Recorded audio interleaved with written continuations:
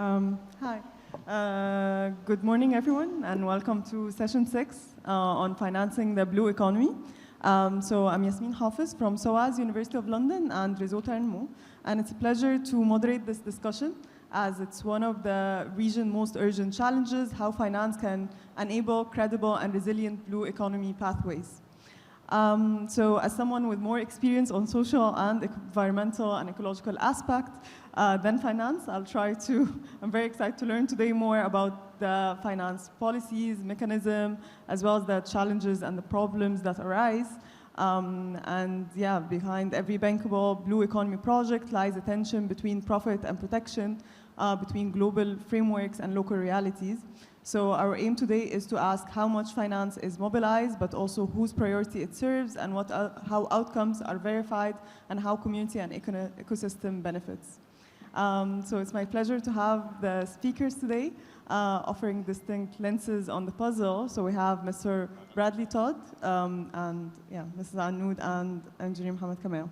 So I want to start with you, Mrs. Anoud, and please take the floor. We're very eager to hear about the EBRD structure on nature-positive, blue-aligned investments and measures verified outcome. Thank you, Yasmin, and thank you for the organizers for the invite. It's a pleasure being here with you, and any reason to leave cloudy, rainy London and to be here in beautiful Sharm El-Sheikh. So thank you for the invite and for the sun very much. I also want to say that it's really nice to be surrounded by beautiful minds from the Arab world that care so much about our environment, because no one will care about our environment and our people like ourselves. So it's a pleasure being here, and maybe I can stand and start with a presentation if that's okay.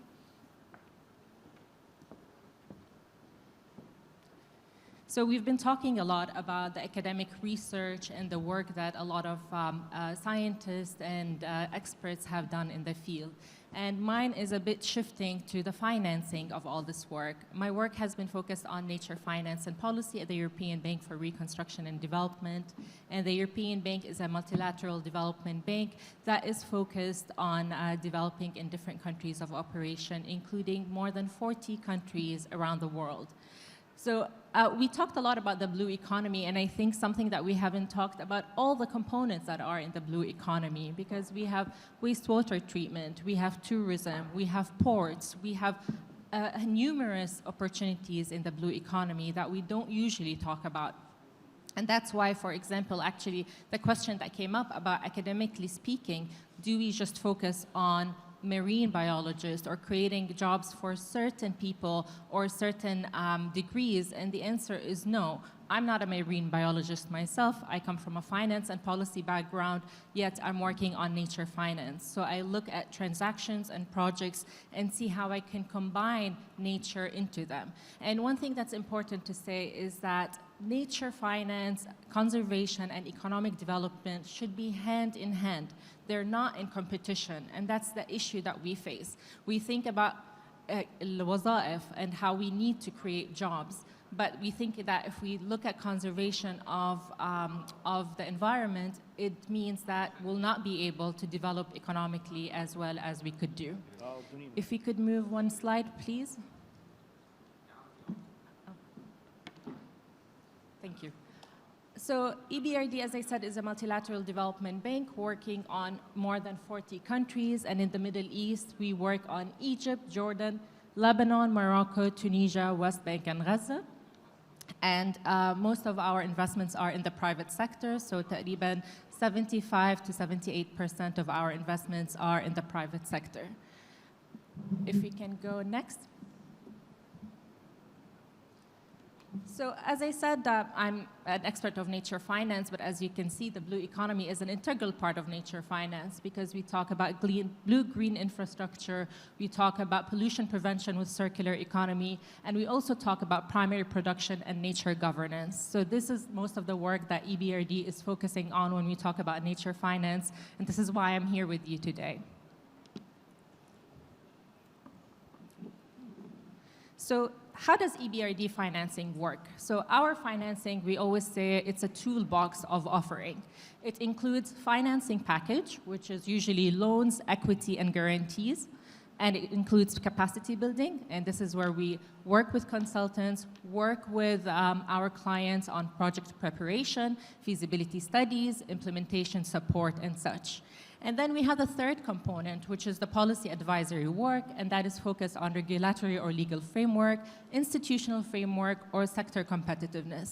But of course, our work is very much demand-driven, and it depends on the request of the client that we are working with. And the thing is that a question that I always get is blended finance. What makes multilateral development institutes special is that we have the ability of blending finance. So we don't just give finance as they are, but we blend them with either grants, concessional funds, or guarantees that make the repayment of the loan easier and makes it slightly cheaper in some cases where the return of the investment is not clear. So for us, this is how the blue economy looks like. We call it the blue pool, and it includes investment in sustainable blue economy activities. This means we have the project promoter contribution or the co-lender debt. We have the EBRD commercial loan, and we have concessional loan, investment grant, and project preparation and implementation support.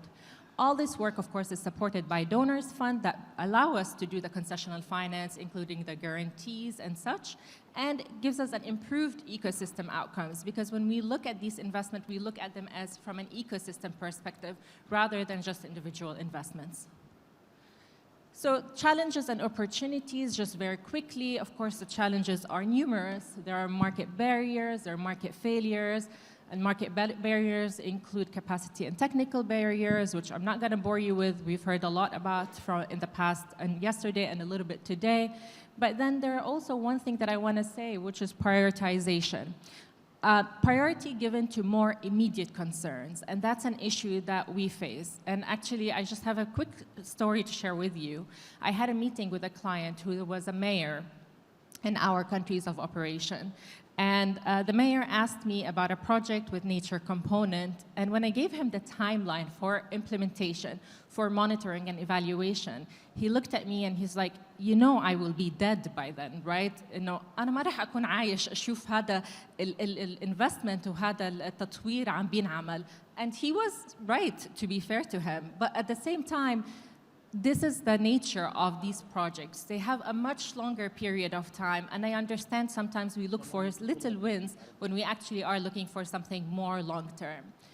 And then in terms of the opportunity, as we say, it's an ocean of opportunities, and we mentioned earlier the key sectors. We have aquaculture, blue biotechnology, shipping and ports, water management, and such that you all are very familiar with. So how do we turn all this theory into practice? I thought I could share with you a few of our investments. How are we investing in the blue economy as a European Bank for Reconstruction and Development?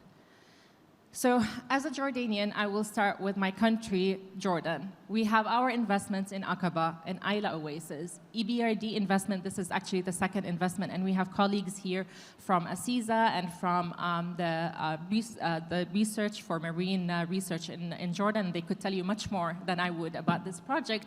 But from a financial aspect, what we did is a 35.5 million secured loan.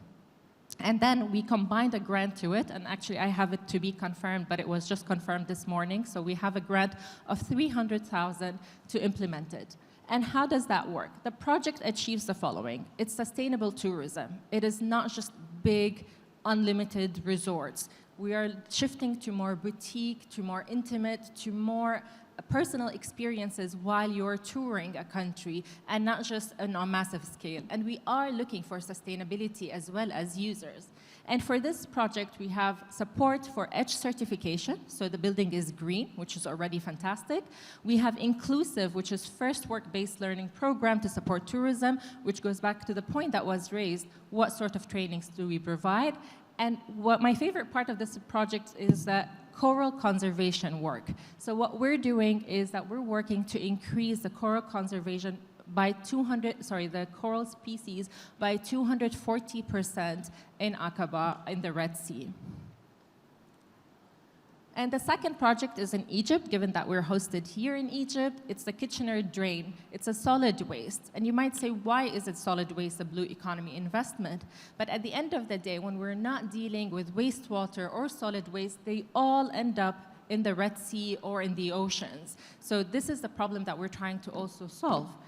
For this plan, again, it's concessional finance. So what we have is that we have a technical grant, which is TC grant is technical advisory, where we do the feasibility studies, the assessments, the consultants being hired to work closely with the client.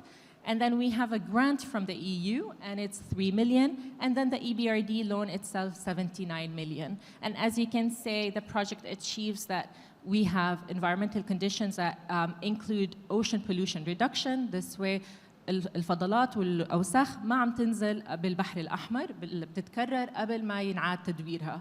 And then we have, of course, improved municipal solid waste management in deprived rural areas.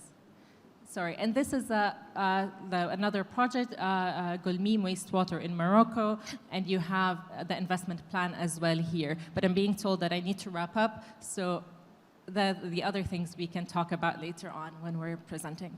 Thank you. Thank you so much, and I'm so sorry, like this needed way more than 5 minutes to know all the details about this project, but thank you so much for giving us the structure and the main kind of points about the project.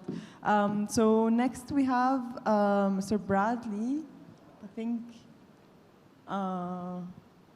you're online somewhere. Can you hear us? Please show a sign of life. Yes. Yes, can you hear me? Yes, we can hear you perfectly. Okay, thank you very much, Dr. Yasmin. I'll just share my screen, so just confirm that you can see my screen.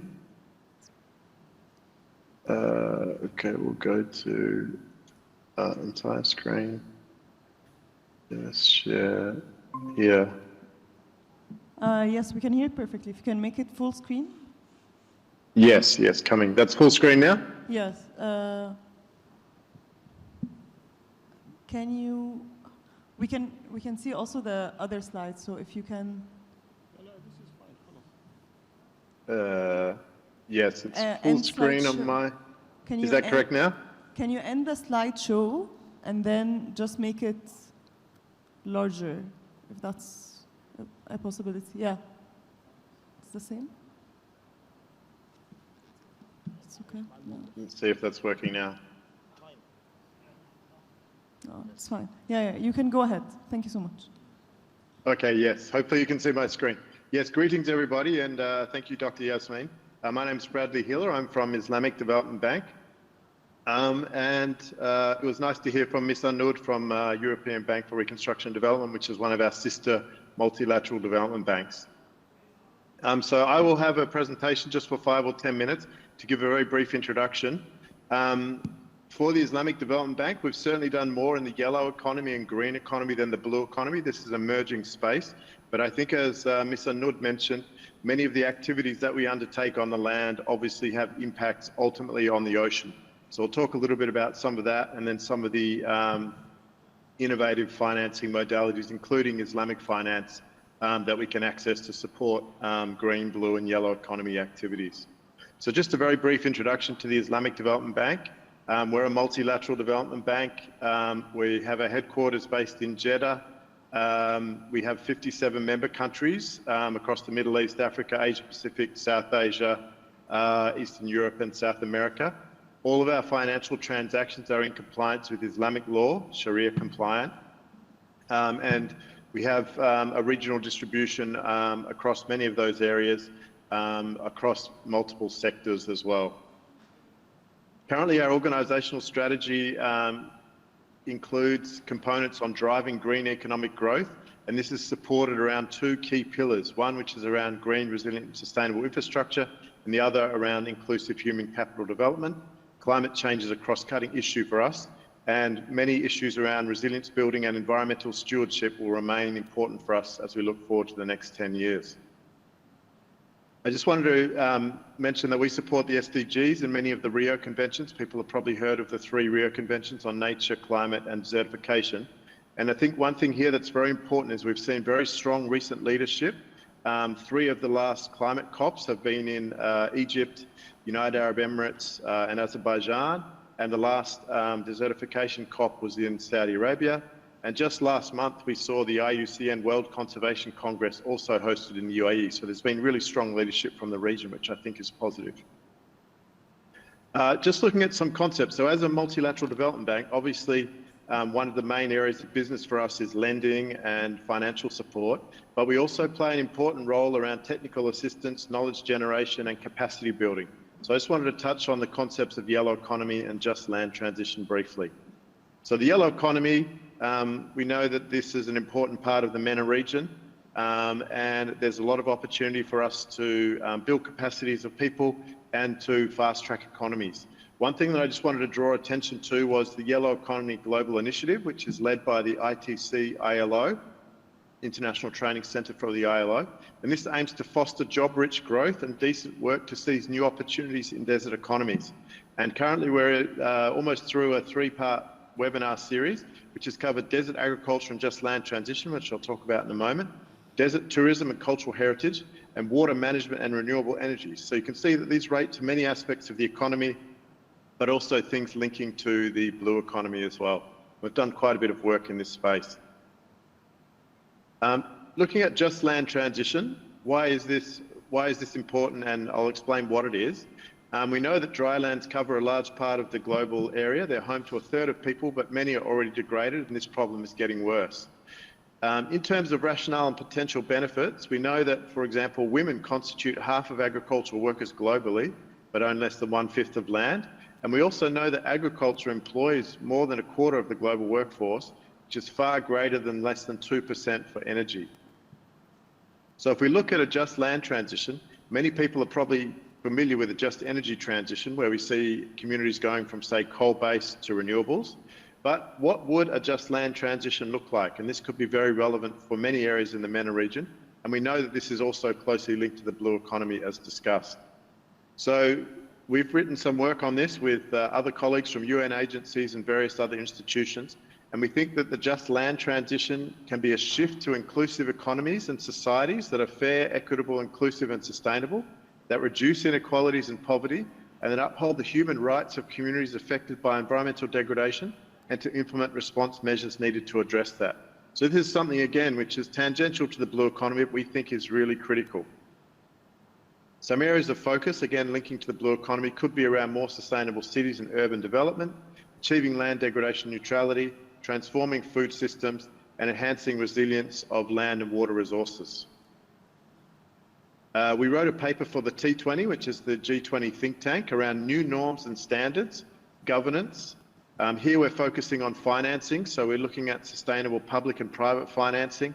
We're looking at MDB Keystone finance mobilisation, and then also potential influence on fiscal policies, subsidies and trade tariffs as well. And then the last component was on social inclusion. We've really started socialising this concept at the COPs, looking at the interface between gender and just transition.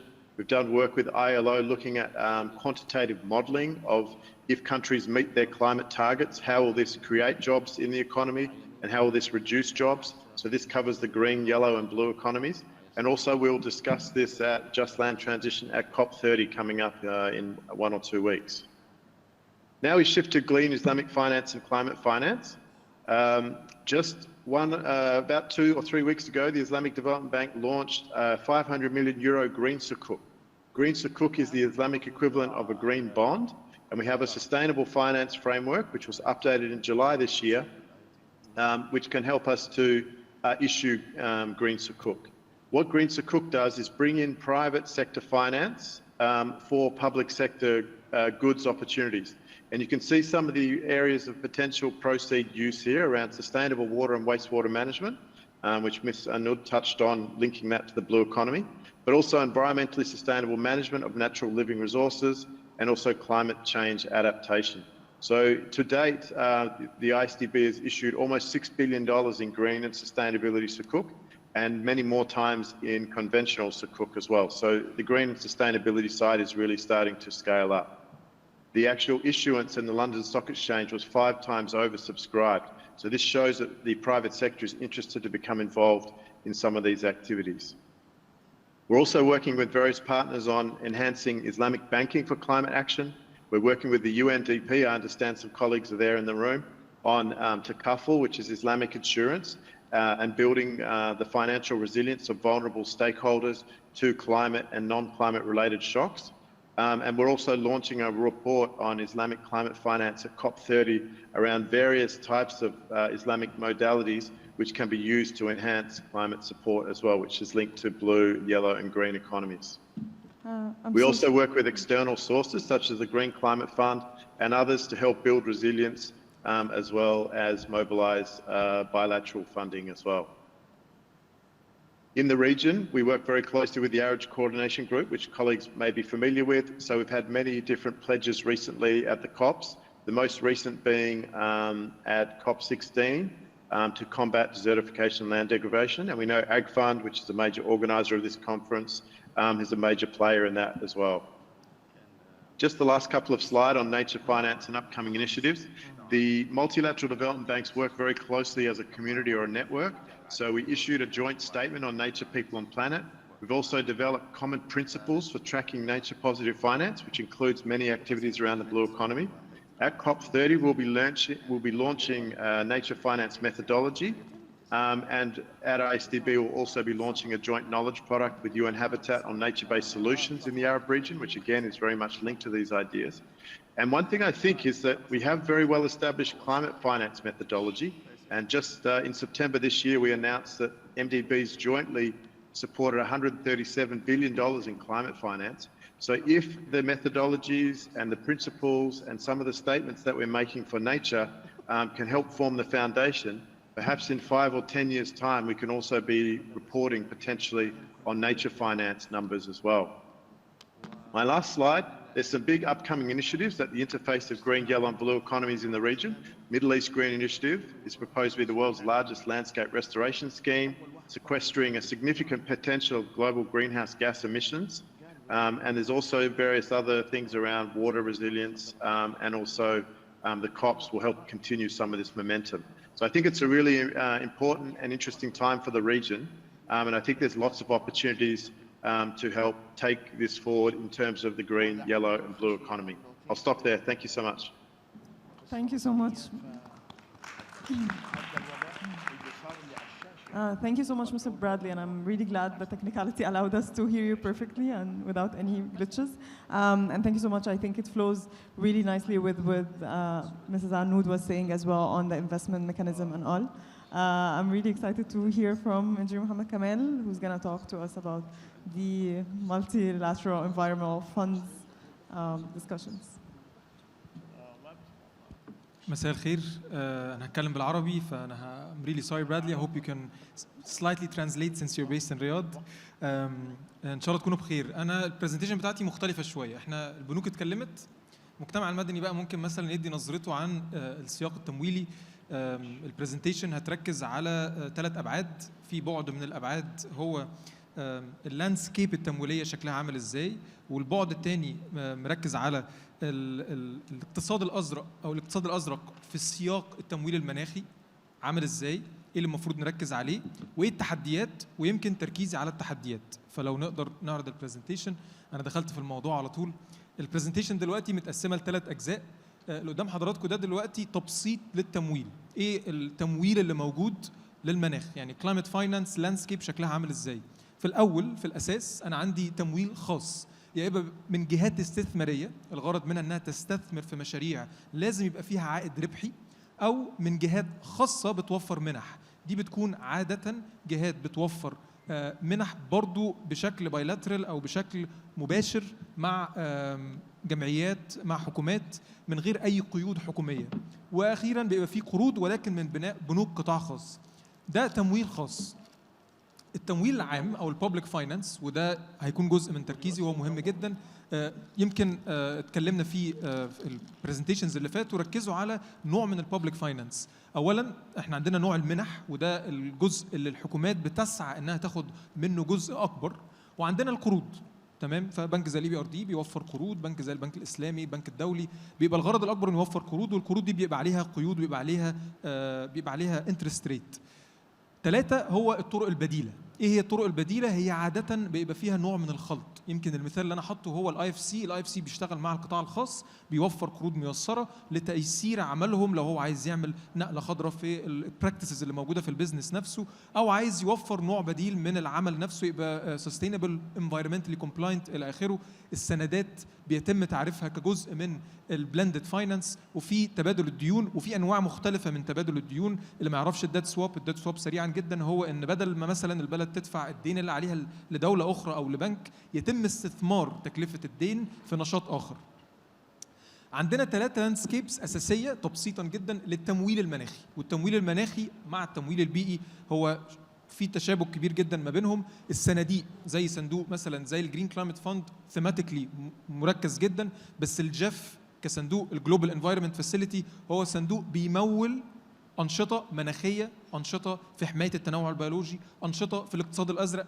الجاف موجود من قبل الجرين كلايمت فاند ودوره مهم جدا، ولكن في تحديات بنواجهها، وهنلاقي ان في الاساس معظم التمويل اللي موجود هو في شكل قروض. فقبل ما اتكلم اودي نبذه سريعه عن الاقتصاد الازرق او السياق بتاعه، حاليا اخر احصائيات خارجه من الOECD، منظومه الاقتصاد، انا نسيت التعريف الترانزيشن بتاعها، بس الاورجنايزيشن فور ايكونوميك ديفلوبمنت. كان الدراسه دي بترفلكت في اخر 20 سنه نسبه الكلايمت فاينانس قد ايه، وهل وصلنا للتارجت اللي اتحط في الباريس اجريمنت ان هو يبقى 100 مليار دولار في السنه ولا لا. والدراسه خرجت وقالت احنا وصلنا للتارجت، ولكن في جهات تانية كتير، معظم المجتمع المدني خرج واعترض ان ده ما حصلش. حلو. فدي نقطه شائكه جدا. ليه هي نقطه شائكه؟ لانه لما هم خرجوا بالدراسه، الدراسه دي خرجت السنه اللي فاتت، هم سلطوا الضوء انه اولا النسبه اللي خرجت هي وصلت ل 91.6 مليار دولار public climate finance، مش خاص. يعني لو رجعنا للسلايد اللي فاتت كان عندنا برايفت، لا هو بيركز ان في النص بس كبابليك فاينانس سنوي اللي خرج كان 91 مليون فاصل 6، وكان في سنه 2023 وصلنا ل 100 مليار. التحدي الرئيسي في ده ان 70% منه قروض و28% منه منح، ومعظم ال 28% من المنح هي منح تهيئ انك تاخد القرض، مش منح غرضها مشروع ثابت لوحده تنفيذ. يعني انا عايز مثلا اعمل ايكو سيستم ريستوريشن او كونزرفيشن في البحر المتوسط، انا هاخد مثلا عايز منحه 100 مليون دولار مثلا. الوضع اللي هيحصل هيكون ان انا هاخد مليون دولار منحه وهاخد 99 مليون دولار قرض، والغرض بتاع المنحه هيكون تهيئ الوضع الفريق البنيه التحتيه عشان اخد القرض، وده تحدي كبير جدا. الجزء الثاني، وهنا طبعا انا بركز على الحكومات اكتر، الجزء الثاني هو ان في المنطقه العربيه احنا النسبه بتاعتنا اكبر بكتير من 69%. النسبه بتاعتنا من 88 ل 90% من الدعم تمويل المناخ اللي داخل الدول هو قروض. وهنلاقي في السلايد اللي جاي ان القروض دي معظمها مش قروض ميسره، جزء كبير جدا منها بتبقى قروض نون كونسيشنال. وعلى فكره جزء من الكونسيشنال فاينانس هو شائك جدا، هو مش كونسيشنال برضه، احنا هسدد القرض و5% انترست ريت، في بنوك بتعرفها بكونسيشنال او متيسر، بس في الواقع ده ما بيبقاش متيسر جدا. ايه التحدي اللي هنا؟ التحدي اللي هنا ان احنا عندنا من ال 22 دوله عربيه 11 دوله بتواجه تحديات كبيره جدا في سد القروض. ميزانيات نص الدول العربيه مركزه على سدود قروض اساسا. فانا دلوقتي في مشاكل بيئيه ومناخيه وبحريه، هل مطلوب ان انا اخد قروض اضافيه؟ هنا ده سؤال موجه للحكومات اكتر، هل انا اقدر؟ وبنكتشف ان الحكومات بنسبه كبيره جدا هو ما عندوش اختيار، لان الاختيار اللي موجود نسبه صغيره جدا من التمويل هيكون مثلا مشاريع 5 مليون دولار 6 مليون دولار، ده ممكن يغطي تكلفه تجهيز المشروع فقط، ولكن عشان يبدا يعمل فعلا تكيف في بعض المشاريع هو محتاج 200 و300 مليون دولار، ارقام لا يتم توفيرها كمنح، وده التحدي الرئيسي. جزء تاني سريع هو CSNA، او ده بيركز على التوتال نت ديفلوبمنت فاينانس. يعني دلوقتي كان في 91.6 مليار دولار اتقالت في التقرير، هل ده كله فعلا اتصرف على المشاريع؟ بنكتشف ان نسبه كبيره جدا من الرقم ده ما بتتصرفش. النسبه الاكبر بتخش في تشغيل الجهات الفاعله زي البنك، زي الجهات امبلمنتيشن بارتنرز، جهات زي اليونيسف، اليو ان دي بي، الفاو. وهنا ده تحدي تاني، ده تحدي تاني ان التوتال نمبر اللي بيتم افصاحه من الدول بيكون رقم اجمالي، وده بيحط عبء على الجهات المنفذه زي اليو ان دي بي، وبيحط عبء على الجهات التمويليه نفسها، وبيحط عبء على الحكومه، الثلاثه. وده تحدي كبير. اخيرا، ودي سلايد انا واخدها من تقرير طلع من البنك الدولي من سنتين، تبسيط للبلو ايكونومي سريع، وهو ان احنا عندنا قطاعات مختلفه في الاقتصاد الازرق. عندنا قطاعات سهل تمويلها، سهل نسبيا طبعا، ولكن زي قطاع السياحه، قطاع النقل البحري، دي قطاعات التمويل او وصول الاستثمار فيها مش كبير او مش تحدي كبير. ولكن في قطاعات اخرى زي قطاعات النظم البحريه، قطاعات الاسماك او الفيشريز بشكل عام، او قطاعات زي اداره المخلفات البحريه او الساحليه. القطاعات دي الاستثمار فيها معقد اكتر شويه. التفرقه الاساسيه اللي موجوده هنا انه معظم التمويل اللي انا بحتاجه عشان اعمل تكيف في القطاعات دي، وهنا نخش في جزء من الاقتصاد الازرق، تنميه الاقتصاد الازرق في بعض الدول وفي بعض الاماكن جزء كبير جدا منه هيكون تكيف للتعامل مع تحديات بيئيه ومناخيه. المشكله الاساسيه في التكيف ان تمويل التكيف معدوم. معظم البنوك بتواجه تحديات في الريسك واللايبيليتي، فمش هتاخد المشروع ده، بالاضافه الى انه ممكن مشروع ما فيهوش عائد ربحي. فانا الدوله او الحكومه هيبقى بالنسبه لها في تخوف كبير تاخد القرض، لانها هتسدده من دخلها، مش هتسدده من المشروع. ولكن لو هعمل مشروع زي طاقه رياح اوف شور في البحر، هيبقى في عائد مستقبلي يقدر يسدد الدين نفسه. وده التحدي الرئيسي اللي موجود في الديون، ان انا الديون لو رجعت لورا، ودي اخر حاجه اقولها، يعني اللونز is not a sustainable form، هي مش مستدامه خالص لحل الفجوه الماليه اللي محتاجينها في الكلايمت فاينانس. وهنا بيجي بقى دور او التوصيه الاساسيه، انه محتاجين تركيز، دمج، ان الكلايمت فاينانس ممكن يبقى فيه جزء منه بلندد، بس محتاجين الببليك فاينانس يزيد. طبعا انا بختصر حاجه كبيره جدا في ارقام كتير، وزياده الببليك فاينانس او التمويل العام جزء كبير جدا منه مش زي ما الناس متخيله، هو مش موجود. بنسمع ده كتير دلوقتي من قاده سياسيين كتير، هو مش موجود. في تحديات الفاينانشال ايكونومي عليها ضغط، ده لسه سامعينه من كذا رئيس دوله، وده مش الواقع. هو الفلوس موجوده، ولكن بيتم توظيفها في انشطه اخرى، والانشطه دي بتكون مثلا في تضارب في بعض الاحيان. بالاضافه الى انه برضو بيبقى فيه بنسبه كبيره جدا شيفت، ان احنا هنركز على القطاع التمويلي بالتحديد، ان البنوك هي اللي توفر اشكال وبرودكتس مختلفه ماليه الحكومات تاخدها، ولكن في بعض الاحيان احنا بنحتاج الصناديق قبل الاليات. طبعا انا حاجه زي الجف هو آلية تمويليه، جزء منها صناديق بتوفر تمويل، ولكن الجرين كلايمت فاند ده صندوق بالتحديد. في الواقع احنا محتاجين صناديق اكتر. وهنا الاتحاد الاوروبي اعترض في النقطه دي مؤخرا، ان هو شايف ان احنا صندوق واحد بس وهنمول منه لتسهيل الامور. ولكن انا في مواضيع مختلفه، انا عندي تحديات مختلفه.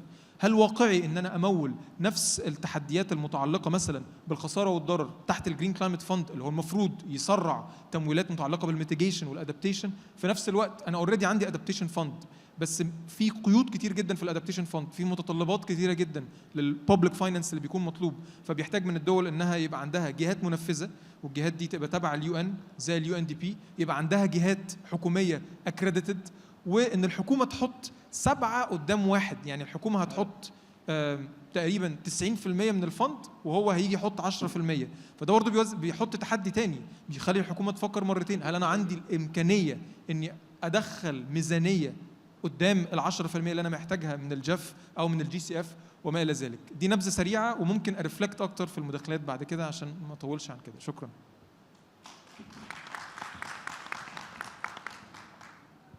شكرا جدا كمال، وعارفه انك حاليا بتستعد للكوب، ويعني في وسط خناقات المفاوضات على طول موضوع التمويل مش بس هيجي منين، بس كمان زي ما انت بتتكلم هيوصل ازاي، وايه الخساره المدى الطويل اللي بتحصل. ف thank you so much for the presentation.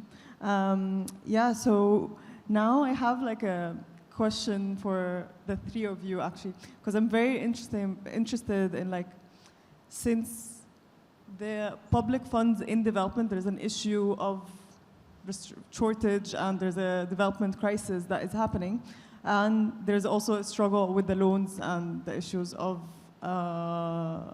interests and all of that. I wonder if I ask the three of you, if you could choose to change one policy or introduce a policy or an instrument or for the next years to work on blue economy, what is going to be and how? Because I know now the bank has a very different idea than the civil society, and with the economic and political crisis and all what's happening and environmental crisis, of course, it's becoming more and more challenging to work on the blue economy. So how can you change that?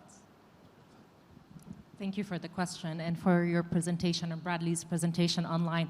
هو محمد قبل البرزنتيشن حكى لي انه حيكون في شويه اكشن بالبرزنتيشن تاعته لانه هي بالضبط عكس البرزنتيشن تاعتي where he's talking about the multilateral development funds and the loans and such. So I appreciate it, but I also have a response to that because, and it actually comes to your question, is that the need is massive. The need is very large for the blue economy. So to rely on grants on its own is not going to be enough. So that's the main problem. And the second problem is that we relied on grants in the past and we've seen what happened. There could just stop and cut them overnight, and that would leave us extremely paralyzed, not sure how we can move forward. So we have to keep that in mind. And I'm not saying loans are the solution, of course not. But at the end of the day, also with the blue economy, when we look at the investments, yes, the return sometimes is not clear because some of the colleagues already mentioned, when we look at the returns, we don't value ecosystem services the way we should. For example, السمكة اللي بالبحر, sorry, I'm switching between English and Arabic. I hope that's okay for the translators and interpreters. بس السمكة اللي بالبحر اللي نحن لما تكون عايشة بالبحر الفاليو تاعتها صفر. لكن السمكة إمتى بيكون لها value؟ لما تنصاد ولما نبيعها بالماركت. So as an alive fish, it's zero, it has zero value. But as a dead fish, we sell it per kilogram. And I see someone is saying no, so I would love to hear from you once we open it for questions. So that's the thing we need to keep in mind when we talk about loans and finance and grants and such. And in terms of one policy that we would like to see, so a lot of the work is being discussed now on biodiversity credits, on blue credits, on carbon credits, to find alternative revenue stream. So for me, what I would like to do is let's just start piloting. So my policy would be allow starting to pilot, so we can actually start looking into, can we rely on biodiversity credit and on carbon credit as alternative revenue so they can have the payback for the interest in that case. I can probably go next. أنا هشفت تاني العربي بس في تعليقين يعني two reflections. الريفلكشن الأولاني هو من منظور شخصي على الأقل أنا عندي طبعا تحدي كبير جدا من ناحية الأوفر valuation for ecosystems لأن ده it puts it at risk. That's one challenge. And there are ways to tackle it. But the second point is not to underestimate the ability of small grant funds. يعني مثلا actually هو في there is a lot of examples. بس grants I would argue إن هم موجودين. إحنا في منح في قدرة إن إحنا نوفر منح كتيرة. الدراسات كلها أثبتت إن التمويل موجود، القدرة المالية موجودة. هو الأساس هو التحرك السياسي. جزء من التحرك السياسي دول، لكن الجزء الآخر برضه هيكون القطاع التمويلي كله، من أول البنوك لغاية الجهات التنفيذية لغاية جهات المتحدة، تكون هي مستعدية تاخد خطوة زي دي، وإن إحنا نبدأ ناخد الريسك. هو بيبقى في جزء بقى هنا الريسك تحتيه بقى خطوط كتير، أنا أقدر آخد ريسك قد إيه؟ ما هو في جزء من الريسك ده، هل أنا هحط المسؤولية على الدولة مثلا، أو هحط المسؤولية عليا أنا لو المشروع ده ما جابش الKPIs بتاعته مثلا في الأدابتيشن.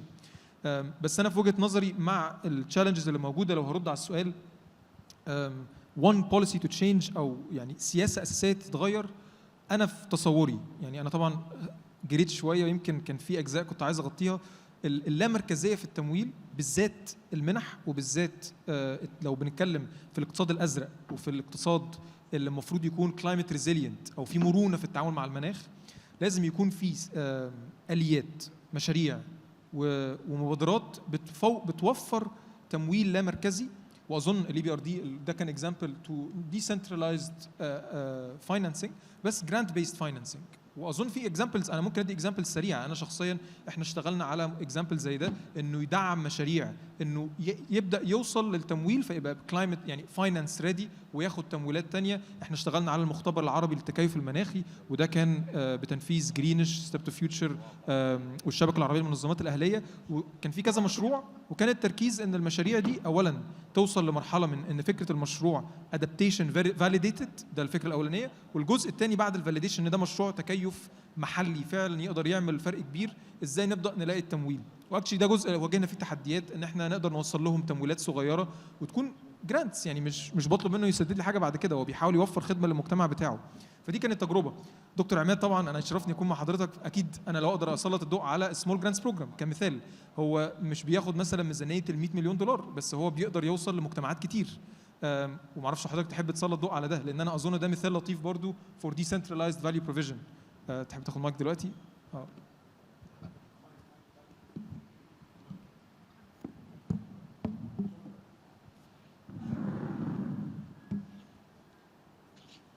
اعتقد شغال. مفتوح اعتقد. مفتوح يا دكتور. شكرا اخويا الصغير والشاب المتألق دايما المهندس محمد كمال. انا الحقيقه قبل ما ارد على سؤالك عايز اقول رساله صغيره لاختي عنود. الفرق ما بين الفاليو وما بين الثمن، يعني السمكه وهي في البحر هي ليها فاليو، الايكونوميك فاليو، بالظبط زي ما يكون عندك حته ذهب، قطعه ذهب حطها في البيت، هذه القطعه لا بالنسبه لك انت ما بتتعامليش كفاينانشال، ما هي مش حاجه، ما هي قيمه. وعشان كده الدول اقتصاديا قوتها بالاحتياطي الموجود من الذهب. هو ده نفس الاحتياطي لما بنتكلم على البلو ايكونومي، هو ده نفس الاحتياطي الاقتصادي اللي موجود واللي اتكلموا عليه في الجلسه الاولى مجموعه الدكاتره، انه ده قيمه، فاليو، لها قيمه بحافظ عليها. هي وهي في الميه انا لازم احافظ عليها عشان هي دي اللي هتعمل لي الفاليو الاقتصادي. عايز اعلق على قاله المهندس محمد كمال، انه فيما يتعلق، انا بصراحه متهيألي لازم بقى نبتدي يا محمد نفكر في ان احنا كلمه المنحه دي نغير كلمه المنحه، لان هو التزام اخلاقي في الاساس. ال 100 مليار او ال 300 مليار او ايا كان عدد، هو التزام اخلاقي.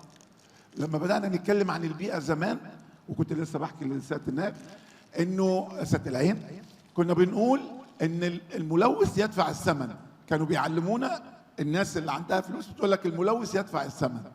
لما جينا بقى عشان الملوث يدفع الثمن، اما قال لك لا لا لا دي مسؤوليتكم انتوا. لا يا حبيبي، انت اللي عملت 80% من التلوث، يبقى انت على الاقل مسؤول عن 80% من التكلفه.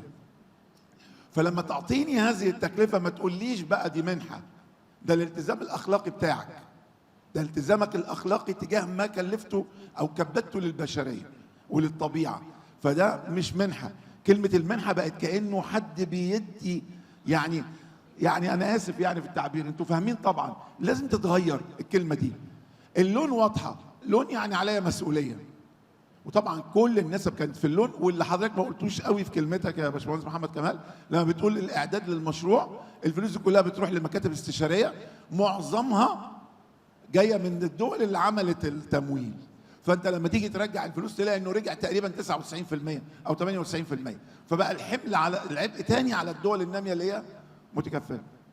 برنامج المنح الصغيره بشكرك ان انت ذكرته، مع ان انا في عرضي ما كنتش هذكره، اللي هيجي في الجلسه اللي حضرتك عايز تسيبها. حبيبي. البرنامج كانت فكرته بمنتهى البساطه، ودي كانت فكره طالعه من الجاف، التمويل من الجاف، واللي بيدير برنامج الامم المتحده الانمائي. هي الفكره بمنتهى البساطه ان انا بدي الملكيه لهذا المال للدوله وللمجتمع المستفيد من هذا المال، هم اللي بيقرروا. يعني مش، اسف في التعبير، مش واحد قاعد في بنك من البنوك الدوليه EBRD European Investment Bank ولا الاسلامك بانك، وهو اللي بيقول ادي المشروع ده للدوله دي ولا للدوله دي، ادي للمنظمه دي ولا المنظمه دي. لا، الدوله بتكون الآلية الوطنيه اللي بتقرر من خلالها الفلوس تروح فين. والفكره فعلا انها بمعنى ايوه هي الجرانت، يعني انا بديها لك عشان تشتغل، لان هو في قيمه استثماريه في الاول لا يمكن هقدر اقف على رجلي الا اذا كانت موجوده. وهي دي اللي المفروض ان انا التزم بيها، اللي هي الدول الغنيه اللي بقت غنيه بسبب الموارد اللي موجوده في بلادنا اصبحت غنيه، وبالتالي هو ده التزامها تجاه زي ما انا بعمل مع اولادي او مع احفادي. ده مش هبه بديها لهم ولا منحه، ده التزام تجاه، لان انا اللي عملت كونت الاسره دي. نفس الشيء.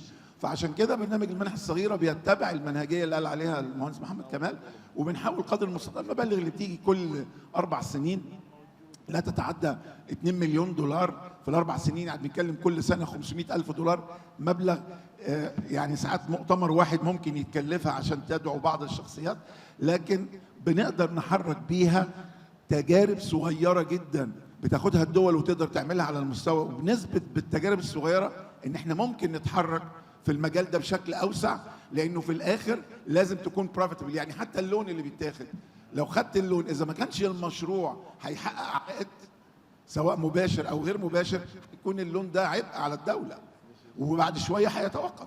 فعشان كده احنا بنحاول باستمرار ان احنا ندي نماذج تكون بتثبت ان الاستمراريه تحدث من خلال هذه الموضوعات. وموضوعات الاقتصاد الازرق فيها حاجات كتير جدا. الثمان حاجات اللي حطوهم، الصوره اللي حطها المهندس محمد كمال اللي هي ليها علاقه باللي خدها من البنك الدولي. يعني البنك الدولي بياخد كل معلوماته مننا، احنا مش بيألف، يعني هو بينزل عندنا واحنا اللي بنقول له المعلومات. المهم يعني ان اللي هو حطه ده هو فعلا مكونات الاقتصاد اللي احنا بنتكلم عليه. ان انا بتكلم على المزارع، بتكلم على الصياد، بتكلم على الساكن، بتكلم على البحر، بتكلم على الارض والتناغم. طبعا انا سعيد جدا بانه التناغم اللي احنا قايلين عليه ما بين الارض والبحر وهو الاخضر مع الازرق. شكرا يا محمد، ادتني الفرصه دي، الف شكر حبيبي. شكرا جدا يا دكتور امان. بس في اسئله كتير انا عارفه، بس انا عايزه في الاول ادي الصراحه لو عنود او مستر برادلي they want to respond او Mr. Bradley, I don't think he got the translation. He got it? I'm not sure. If you did not get the translation, I can summarize very quickly. But Anoud, if you wanna get back. Thank you. شكرا لك دكتور عماد. أول تصحيح، أنا مش دكتورة, although you made my family's dream come true and that you gave me the doctor title, so I appreciate it. But أنا معك طبعا بموضوع التمويل وال importance of that. And just one thing, because we internally also at multi-development banks, we were also unhappy about how the financing is being channeled. So one request was, if we're doing TC grant, should be completely separate from an actual grant that is giving to the client. Because to say that we're providing a grant to spend on consultants that, you're right, sometimes are hired from the West, it just does not make sense. And موضوع المنحة, I'm also with you. We should not call it this way. If anything, it feels that compensation for the pollution of these developed countries. At the end of the day, the developed countries and the northern sphere, basically, they made their wealth out of polluting the environment. So I'm completely with you with that. And of course, I say it and I stand by it. But in terms of how we can work together right now, المشاريع الصغيرة اللي عم تحكي عنها حضرتك هي مشاريع أصلاً ال EBRD عم بمولها عن طريق بنوك ال partner financial institutions, because they're small loans.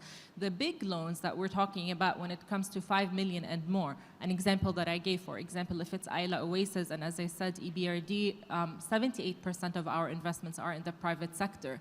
فبهالحالة أنا, how am I engaging the private sector? The profit margin should not just be going straight to their pockets. The profit margin should be shared with society and should be shared with the environment. ما رح أقدر أعمل أنا a big village and resort knowing that they're going to ruin the coral reefs without having them add anything in return to the environment. So there is a responsibility on the MDBs, that is for sure. There is a responsibility on the private sector, and there is a responsibility on the public sector. للأسف حالياً الموضوع قروض, لأنه even multilateral development banks المنح, sorry, you don't like the word منح وأنا معك, the grants are becoming lower and lower and becoming less and less. ما عم بيكون بدهم يعطوا grants, بدهم يعطوا زي risk sharing أو guarantee, but not grant per se, because there was misuse of funds in the past. Not in certain countries, in all countries there was misuse of funds, and this is a problem that we try to tackle, of course. But I'm with you on your points. Thank you for your intervention. Thank you so much, Anoud. And we have a lot of questions, so that's good. Do you want to go for it, please? If you can introduce yourself very quickly, like just with a sentence.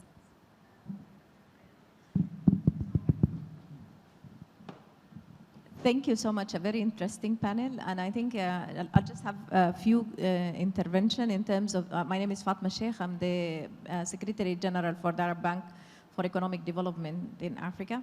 مش عارفه اتكلم بالعربي ولا بالانجليزي سو ده عربي اوكي تمام. طيب احنا في حاجتين غايبات افتكر البرزنتيشن summed very well both الاكسبيرينس حقت من ناحيه الام دي بي والمابينج اوف الفاينانشال سفير في العالم العربي. في نقطتين يعني غايبات. الدول ملزمه بحاجه اسمها ناشونال ديترميند كونتريبيوشن للفاينانس، فالدول العربية عندها إلزام إنها تطلع مساهمات مالية من ميزانيتها السنوية للإن دي سي ودي كومبلسري. في نفس الوقت الدول البوليوتينج ما عندها ريبورتينج على الإن دي سي and I think that's where the shared accountability through الكوب dialogues should happen. الحاجة دي never happened في كل الكوبس. قاموا عملوا اللي هو الفندز الديديكيتد فندز الدي سي اف الفند اوف اللوس اند دامجز بتاع الخسائر. فالمشكلة إنه نحن one way الفندز دي بتبقى فند مانجمنت، فما بتبقى فندز لا سيفل سوسايتي بيقدر يوصل لها الاكريديتيشن الاكسس حقها is so complex. فاللس وي كم يعني مثلا مؤسسه انا بقترح اقتراح يعني حاجه زي النتورك نفسها تبقى هي الاكريديتد ايجنسي وتاخذ الفند. In this case, you're moving a civil society one step ahead, and that's what the world is doing. I'll give you example من الجانب الافريقي باعتبار انه انا فولنتري شغاله مع جروب في افريقيا بيعملوا في حاجه اسمها Green Guarantee Fund. الجرين جارانتي فند ده is something an African solution for a global problem. يعني انا فلو مكون من ناس من السيفل سوسايتي معاهم جزء من البوليسي ميكر والحكومات وبيعملوا في ميكانيزم يا جماعه ادونا الفلوس اللي انتم بتقولوا عليها الكوميتمنت. If we go through a DCF accreditation process at the end of the day and I was in the other side of the spectrum في UN system. UN system automatically very easy can be accredited لكن حكومه ولا civil society will never make it. It needs 3-4 years. الدمج في الأوشن is done. الدمج في الكلايمت is done. So you need to build on your leverage capacity إنكم انتوا شبكة والشبكة عندها الابيليتي. That's one token, one message you might want to experience this. الجزء الثاني اللي اتكلم عنه الدكتور حق السمول جرانتس initiative at Jeff. I happened to manage that at one point of my life. السمول جرانتس is very beautiful program لأنها brings the people who are not bankable وما عندهم أهلية إنهم يدخلوا في أي تمويل لأنهم السمول فارمرز والسمول بروديوسر بيعملوا الديكومبوست والفيرتلايزر حقهم وبيدخلوا بيه الماركت. السمول جرانتس are a magical solution لكن still they are very small والكفرج حقهم is very small it's quite complex. يعني managing 4 مليون بالنسبة مثلا أتوقع إنه هنا مع وزارة البيئة المصرية مثلا فبيكلفهم نفس الجهد اللي بيكلفهم 40 مليون. فunless we look at the real push من العالم العربي and that's where إحنا we are يعني we're very happy إنه معانا الجامعة هنا at least. I think there is a need for a push and a new innovative solution and maybe كتوكن من للشبكه يعني والاخت هدى خير من يناط به المسؤوليه انها تموف الفورم ده من انه ديسكشن وايدياز لانه تتعامل ميكانيزم لفاينانسينج سوليوشن في العالم العربي لانيشيتيف حقتكم انتم بتنفع. انا ما بعرف السكوب في العالم العربي لانه شغاله في افريقيا يعني اكثر من في العالم العربي بس I think you might be able to come up with your own silver bullet where the MDBs can find themselves, where the unbankable can find themselves. Thank you. شكرا جدا ليكي، شكرا قوي. اعتقد موضوع التمويل can hear التمويل بميكانيزم بتاعته بكل مشاكله. موضوع يعني اهم حاجه بالذات دلوقتي باللي بيحصل في الشورتج بتاعه التمويلات وهكذا والزياده بتاعه الانترست بتاعه التمويلات التهديد بتاعت الدول العظمى بانها توقف التمويلات وهكذا وازاي تاثيرها على المجتمعات المدنيه والمجتمعات المحليه. كان في حضرتك عايز sorry you want to go ahead yes please.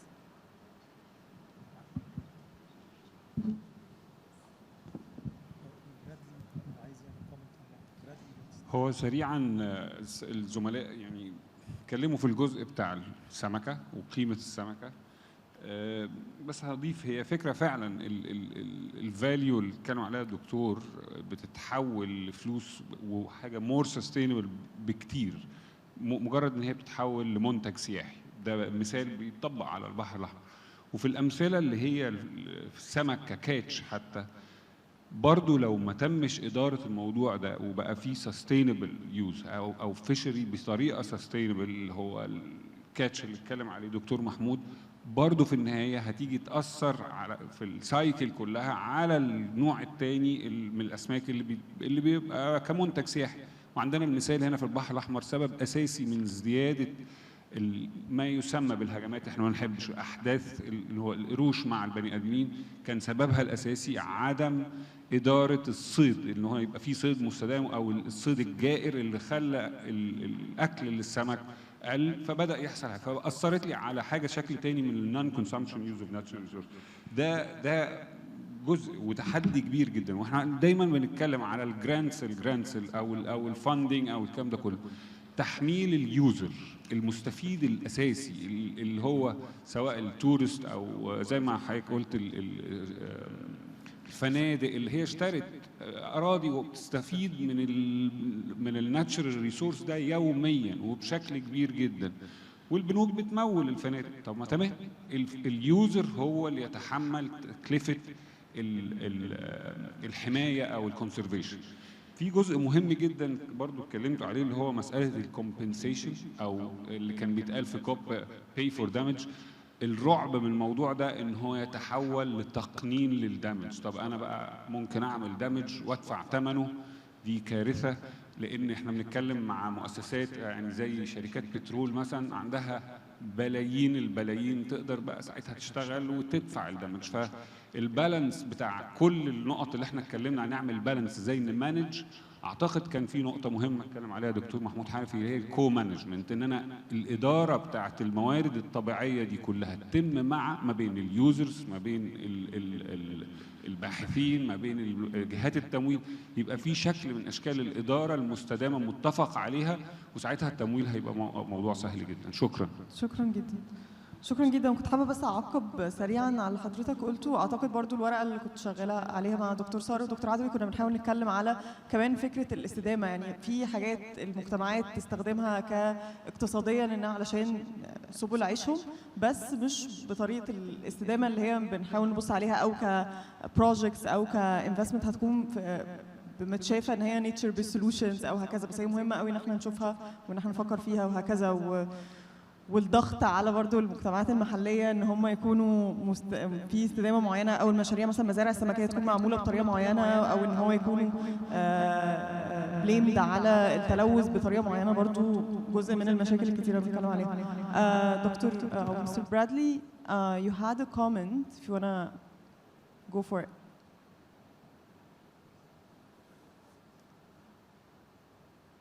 Can you hear us? طب ممكن ناخد سؤال تاني لغاية ما في تمام. اوكي.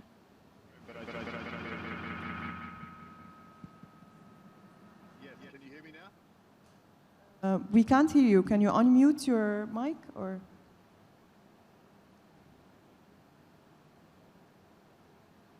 We can see you, but we can't hear you. Yeah. I feel I've said this sentence so much. Yes, we can hear you now. Yes, please go ahead. Can you hear me? Yes, perfectly. Can you hear me or not in the room? I'm not sure. We can hear you perfectly. Yes. Can you hear me now? Yes. Yes. Yes. Give me a thumbs up, and then I can say something. Yes, wallah. Yes. Okay. Sorry, colleagues. Apologies for not being able to be there in person. That's the first point. We have some of these challenges. Just a couple of points I wanted to make there in terms of innovative financing, some tangible examples. So the Islamic Development Bank has something called the Lives and Livelihoods Fund. What this does is this links between philanthropic finance with multilateral development bank concessional lending. And what this enables us to do is to reach, in this case, the poorest communities, because we blend grant financing at scale with concessional lending from the multilateral development banks. So there is a possibility that a similar concept for this could be used for the blue economy, for example. This is one idea. Another one is we have a scheme called Tadamon, which looks at supporting civil society organizations through crowdfunding. So again, this is a different and innovative model. I mentioned Sukuk. Sukuk is very good because what this does is it crowds in private sector financing for public sector activities. And so this is a very effective mechanism. As I mentioned, we issued one just recently and it was 5 times oversubscribed. And what this means is that there's really strong demand from the private sector to become involved in these activities. So these are some really tangible examples. The other thing I mentioned was the Middle East Green Initiative. Now, why do I mention this? This is a case where when it was launched, there was a commitment of up to $2.5 billion US of grant financing to be mixed or blended with concessional lending to support activities across the region. This Middle East Green Initiative focuses mostly on the land and greening activities, but I understand that it has got partnerships with the Global Ocean Alliance because we know that what happens on the land can influence the ocean environment. One other thing to mention is that in Asia Pacific, they had a program called Ridge to Reef. I'm not sure if people have talked about this in the last couple of days, but the idea here is it's a little bit like watershed management, is that what happens up on the ridge in the Pacific on the islands influences what happens on the reef in terms of pollution down the rivers, in terms of sediment being discharged in the coastal communities, in terms of stability and climate resilience. So again, there's different models that could be looked at in terms of framing, but then in terms of financing, which could really benefit the region as well. So I'm happy to discuss this with colleagues afterwards if it's helpful. Thank you so much, Mr. Bradley. And I feel like you have lots of, Dr. Ahmed, lots of follow-ups, but hopefully we can continue in the coffee break. But I want to ask you if you have like a closing remark, just like, yeah, please. Sure. Thank you very much, Yasmin and Bradley, for this comment. My closing remarks is that there's still a lot of work to do, of course. We need to pilot, we need to see how we can make things feasible in the blue economy and the nature finance as well. Things are very expensive now in the nature finance, but just the way the green finance started, where renewable energy was extremely expensive as well, and now it became much more affordable. So we are moving in the right direction, and the private sector is realizing that working on conservation of the environment is becoming a business need, not something on the side as social responsibility, which is already extremely hopeful and important, because they know if we have a resort and the sea is dirty and there are no coral reefs, no fish, then there's no way they will have tourists. So they know that it goes hand in hand. Thank you. أنا يعني عايز أسلط الضوء على موضوع مهم جدا.